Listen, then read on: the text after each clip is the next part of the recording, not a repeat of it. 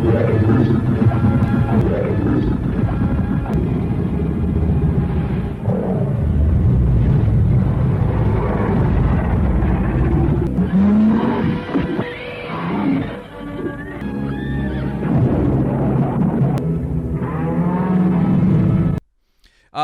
here we are, everybody. Welcome. So we're looking at the Conquest of Bread. So we're almost to the end of the book. We're covering 2 chapters today. We got a couple more chapters after this. So today we were looking at chapter 14, consumption and production, and then a real short chapter here on division. Where did it go? On the division of labor. Yeah, that's what I thought, and I couldn't find it. Yeah, division of labor, which was only about 3 pages or so. So basically looking at those ideas, consumption and production had a few different nuances in it, I think, going on there. But basically just taking a look at what can be produced if you weren't trying to meet this profit motive. Could people meet their needs through production by just not making decisions based on always committing to a profit for some hierarchy, some people at the top needing to make extra money? If you were more concerned about creating a system that was centered around meeting the needs of the workers, meeting the needs of the citizens and the people there, what decisions, like what could you do differently that would better meet those needs? What do you think, Peyton? Yeah, and we're going to see towards really the midpoint or the end of chapter 15, all the way at the end of our section for reading today, how he's really criticizing aspects of Adam Smith's Wealth of Nations and the question of division of labor. But actually this methodology which he's using, which he calls sort of antithetical to the authoritarian schools, is going to be one which criticizes aspects of both the division of labor and of the consumption and of aspects of consumption and production. So just to start off, kicking off with a quote here from the beginning of chapter 14, he says, looking at society and its political organization from different standpoints than that of all the authoritarian schools, in which, again, he's lumping in collectivist and Marx and the like as well, for we start from a free individual to reach a free society and come down to the individual. So as I was mentioning there, in chapter 15, we're going to see this a little bit more explicitly, but we see him arguing how aspects of the division of labor might possibly increase wealth for nations, as is the case of the title of Adam Smith's work, The Wealth of Nations, but it ultimately stifles individuals because it makes individuals unable to, sort of have a kind of flourishing life. They're not well-rounded in a certain sense. They only know how to make the head of a pin. And yeah, that might mean that overall you're able to maximize production for a particular nation, maybe, although he has criticisms of that side of things as well, but it's going to stifle the individual. And so he thinks that by honing in on the individual, we're able to have a much more appropriate way of thinking about things. And also, and I think that this is where Kropotkin is quite interested in some maybe more specific nuances or laying out a blueprint which provides a map for nuance. He also wants to create a framework in which we can have a scientific, what he's going to call a scientific approach to production, consumption, and of the division of labor, in which we develop a scientific theory or a scientific approach or some kind of science which defines what humans' needs are, and then we ask the question, okay, what production can maximally create or fill those needs?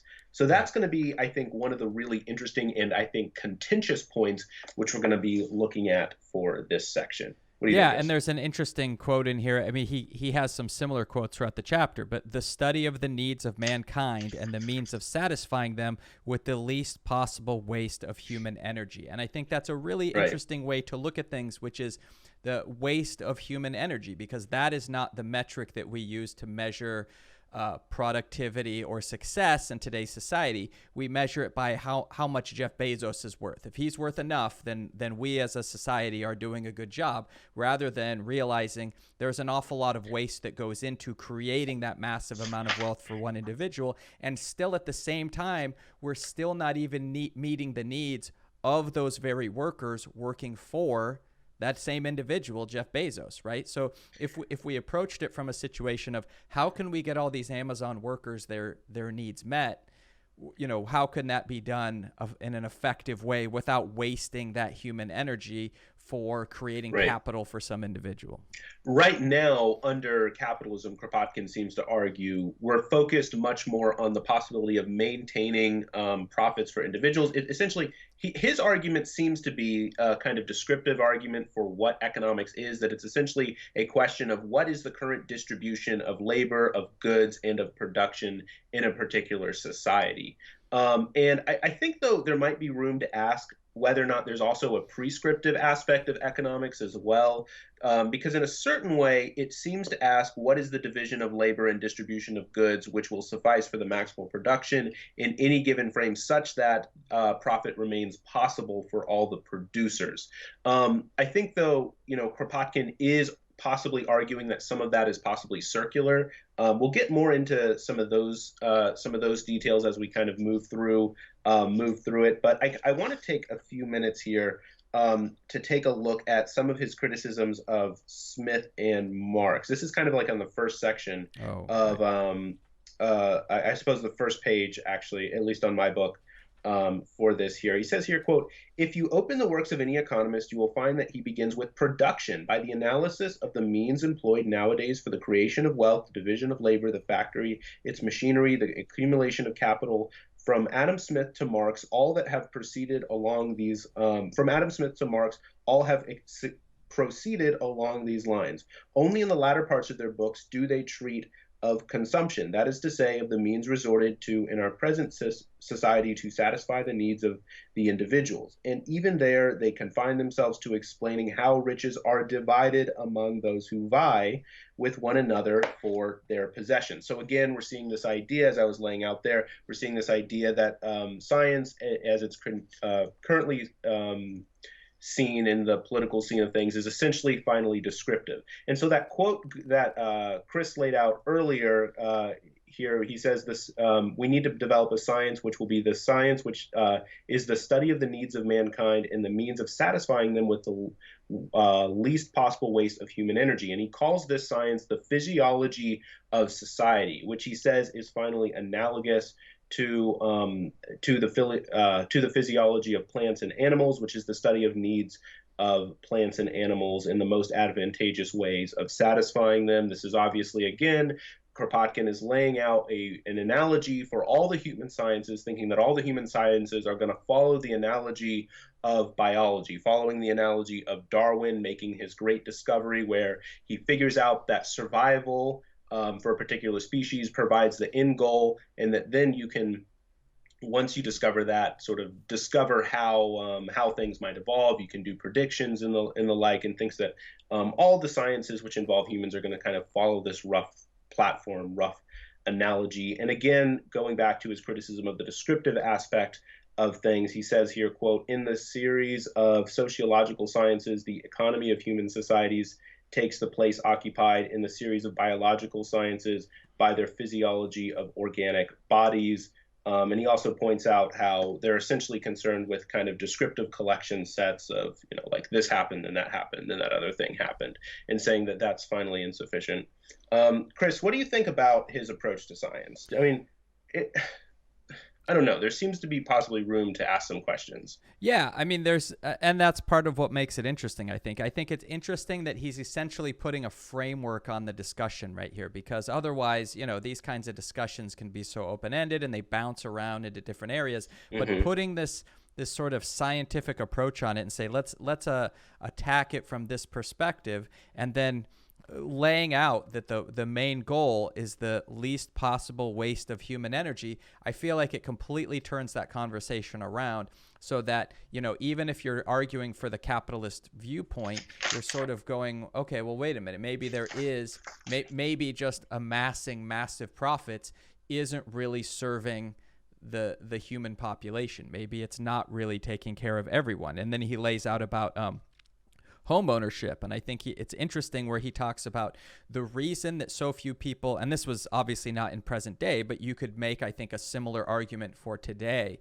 is that, the reason that not everyone has a home is not because we don't have the resources to make sure that everyone gets a home, or even not like in present day, it's not even that there isn't enough homes.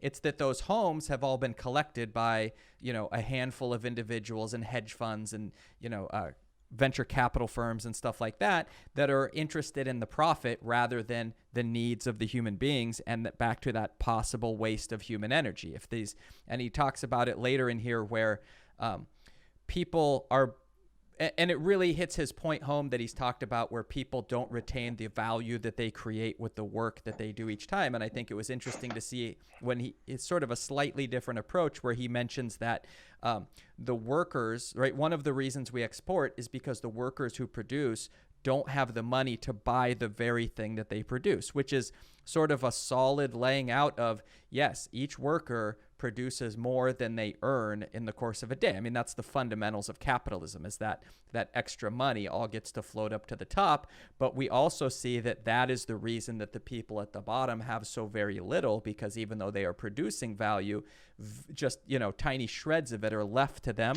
And I guess one thing that occurred to me in this, and I've thought about this throughout the book, but I think that the homeownership kind of lays it out again, where it's almost like just a different version of serfdom that we're in, which is there's this home ownership that is, those of us even who are in homes, we spend so much of our salary paying for those homes that we don't have time to have all these other things that that are talked about in the book, like leisure time and all this other stuff, because so before it would be that some land owner owned the land and you worked it and you got to keep a little bit of what you made. Now it's like we get to go to a job and I still have to pay a major portion of what I make to this landowner, whether it's the bank or whoever. And he's kind of making the case, I think, that if we removed that kind of thing, not only would everyone get to have a home, but now all of a sudden we'd have all this time to change the way that we do economics in this country. So I think and I'm oversimplifying some of those cases there, but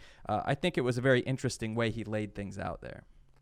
Yeah, and one of the big concerns which Kropotkin has, and this is one of the things that seems to be coming up time and time again, is this idea that in fuzzy sciences, or we might say in complex sciences, people will let examples suffice as proof for their particular argument. We saw that very clearly laid out in our last section that, when we talk about sociology, people will give one example, and then this example means that you have completely proven things, right? And Kropotkin seems to map this on to the issue of political economy in this section, pointing out how, what essentially happens is you give out these descriptive set of facts, like this, essentially economics like describes the way in which the economy occurs. And then what people do is they turn around and then point to a particular thing that is good, or something that, this allows that to happen. And then as a result, it must mean that this system is justified in a certain way. Like that, Kropotkin seems to say that this is finally circular, and that there isn't a prescriptive way of analyzing the economic science. And he seems to think that you would need to have that kind of analysis of the of what's going on in the world for it to be a science. And so when he talks about the importance of reversing things and not just talking about production but talking about need, his point seems to be that this is the only way to make it scientific. One of the most interesting quotes to me was at the very end of chapter 14, where he says, quote, "Communism, that is to say, an organization which would correspond to a view of consumption, production, exchange, taken as a whole, therefore becomes the logical consequence of such a comprehension of things, and that it is the only one which is really scientific." The only scientific way to approach society, Kropotkin thinks, is communism. There is literally no other way to do it, right? Because according to Kropotkin, all the other approaches are going to ultimately be circular. That economics in the capitalist system is circular. Now, I think that there might be real reason to kind of push back on this, that like the only scientific approach to society is going to result in communism. I mean, you're assuming things about like that we should analyze things in terms of the individual, et cetera, et cetera. Why are you assuming in priority of local over international, which we're going to get to that in just a second. But I think some of that is cleared up by this quote here, where it's in the context of him talking about how economists immortalize so-called laws, but then he goes into the importance of belting out this science, and he essentially says the only question for economics is this: can or cannot man, by his labor, produce the bread that he needs? And if he cannot, what is it that hinders him? What's I think quite interesting about this, Chris, and we were chatting a little bit about this before we went live, is that it seems like he's just falling back on philosopher kings, if I'm being honest. Like he's arguing essentially that we're going to have this class of scientists that's going to rise up that are going to study the needs of people. We're going to figure out exactly what people need, and this must be something which I suppose is I mean, he doesn't think that it's static. He does concede both earlier in the book and I think a little bit sort of throughout this that needs kind of change and fluctuate with the times, and things adjust, but that there are like objective needs, and certainly I imagine that you can develop some kind of hierarchy, and that then there might be a scientific way to sort of fill out fill out the gap between this. I mean, this to me just seems like he's just falling back on philosopher kings and saying, well, we're going to have issues and disputes about who we produce and for or how much we produce and who needs what. I mean, don't you think that needs are going to clash at some point between various communities and various societies? I mean, Kropotkin just seems to think, well, there's going to be a scientific approach, and this scientific approach is going to be unified. He's making a lot of work is being done right here. I think that's fair to say. A lot of work is being done right there. Yeah, and I think I think it makes sense he's not really laying out the whole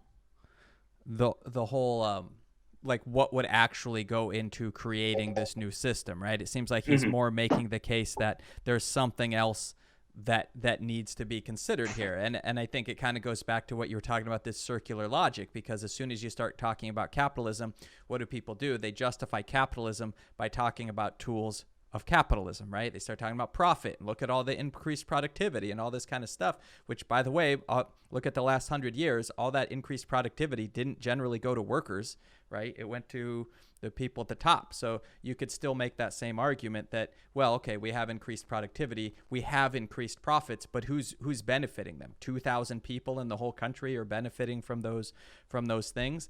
And again, so that's why it goes back to what I liked how he stated it as, the waste of what was it, the least amount of waste of human energy, because then it really frames it that there's a sort of maybe there's a different thing outside of capitalism that we can do to judge those. Right. I mean, he thinks that that's the only way in which it can be scientifically judged, and that the only way that you could do this is according to individuals, whereas Adam Smith, who does it according to nations, Kropotkin thinks that that's unscientific. I mean, I think it's fair to say, look, like I generally agree, right? Like you'd probably want to do it according to individuals. You should be concerned with needs. So it's not like I necessarily disagree with this point here, but I think it's reasonable to point out here that a lot of work is being done here by these scientists who are going to come out and just figure out the needs of people, and they're going to figure out how to rank these needs, and they're going to figure out how to allocate these needs in a scientific manner. Again, philosopher kings, and look, this is pretty normal. John Locke famously, he gives a lot of arguments for how we're going to work out arrangements of rights, how rights are ordered. But at the end of the day, he has basically a panel of judges, and these judges are going to adjudicate rights disputes.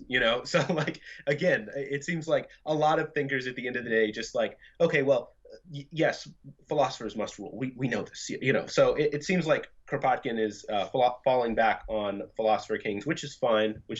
But I think it's relevant to sort of point that out in any case. Sure. Any other main parts in part one here before we go into part two? I don't think so. Just yeah. There he talked about overproduction a little bit and made some kind of what I think are maybe a little bit of subtle comments or subtle points. But yeah, that. Yeah, well, I think that's going to be, is that chapter 15, or that no, that's part two. So, but yeah, again, just one more quick quote to point out how he thinks that economics is essentially a descriptive science. He's essentially arguing that economics he says, quote, economics in its current state now then is to say is analogous to the descriptive chapters in sciences. He says, quote, that is to say, as a simple descriptive chapter analogous to the descriptive chapters of zoology and botany. I will say Kropotkin might seem to miss that in contemporary developments of science, there seems to be a statistical stage as well for more complex sciences. It would appear that sociology, political science seem to follow this line where, you have a kind of descriptive chapter where, you're collecting information about how governments work and you try to, make theories about it, but it doesn't seem to go anywhere. But it seems like there's a statistical stage as well. You might be able to argue that it's entirely descriptive, but it seems like prescriptive judgments can start to follow from a statistical stage of scientific analysis as well. It might be worth someone studying more rigorously how the invention of a statistical stage for sciences which involve humans would impact Kropotkin's argument. I think that it possibly could be, I don't know, lethal, but I think that it would certainly give a push to how Kropotkin thinks that communism is literally like the only scientific way of organizing society. It might be the best, but like to argue that it's the most scientific, well, there might be reason to sort of push back there. Yeah, it seems like there's room, like maybe that case wasn't fully made. Yeah. Yeah. So moving into sort of part two. So part two is really focusing in on this aspect of overproduction, which I thought was quite interesting. If part one was concerned with consumption, part two is concerned with production. And I think that one of the interesting parts here is he's talking about how all the economists, all the academics who gain all the honors go out developing proofs that economic crises are due to overproduction. Overproduction. He says here, quote, is there a single economist, academician, how do you say that word? Academician, I don't know, or candidate for academical honors who has not supported arguments proving that economic crises are due to overproduction. And so Kropotkin's essential argument in part two, if we could sort of give the 10,000 feet version of the argument, is essentially that there is no such thing as overproduction. People are still hungry. People are still dressed in rags. He talks about how in England, he says, let me find like a good quote. He says, is it not the case that it is not a surplus of coal that England sends to the four corners of the globe because only 3/4 of a ton per head of population annually remains for homes of domestic consumption, and millions of Englishmen are deprived of fire in the winter or have only just enough to boil a few vegetables. In fact, setting aside useless luxuries, there is in England, which exports more than any other country, one single commodity in universal use, cotton, whose production is sufficiently great to perhaps, maybe, exceed the needs of the community. Yet even there, when we look upon the rags that pass for wearing apparel worn upon a third of the inhabitants of the United Kingdom, we are led to ask ourselves whether the cotton exported would or would not, on the whole, suit the real needs of the population. So he's essentially saying, what do you mean there's overproduction? Like, what are you talking about? People are in rags. How are you saying that there's overproduction, which is causing a collapse in the economy? People are hungry. How is it the case that, you produce too much and then suddenly everything collapses? Seems to me like things are not being overproduced. Right. Yeah, and another quote we've got here, which is, we export the necessary commodities, and we do so because the workmen cannot buy their wages what they have produced and pay besides the rent and interest to the capitalist and the banker.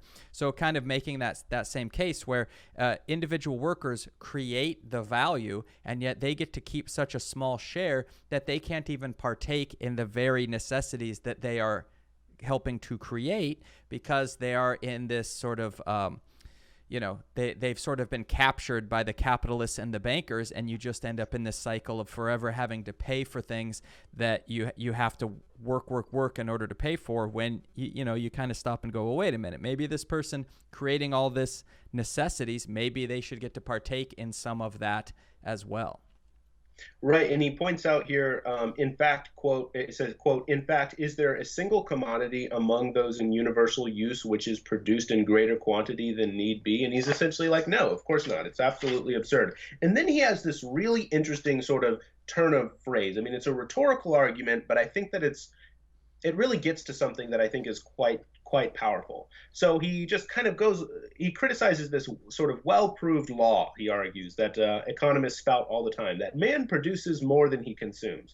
And he's like, nonsense. It's like, for us, this oft repeated adage has no sense. And then he goes into talk about how, like, look, if by this you mean giving to your children, like maybe, you share down some furniture, you plant a tree for your kids, like, if maybe you mean that, sure, yeah, okay, people are willing to produce things and go on to your grandchildren, then that might be true. But then he says, but that's not really what people mean when they say it. We are told rather that the cultivator produces more than he need consume. Rather, they should say that the state, having always taken from him large shares of what he produces, what he produced for taxes, the priest for tithe, and the landlord for rent, a whole class of men have been created who formerly consumed what they produced, save what was set aside for unforeseen accidents or expenses incurred in the roads and the like, but who today are compelled to live very poorly from hand to mouth, the remainder having been taken from them by the state, the landlord, the priest, and the usurer. Therefore, we prefer to say that the agricultural laborer, the industrial worker, and so on, consume less than they produce because they are compelled to sell most of what they produce to others. So I think that this is a really good turn of phrase. So he starts off with the idea that people are claiming here that man produces more than he consumes. And he says, actually, we should just rephrase that and say, actually, no, what's going on is that people consume less than they produce, precisely because they're compelled to.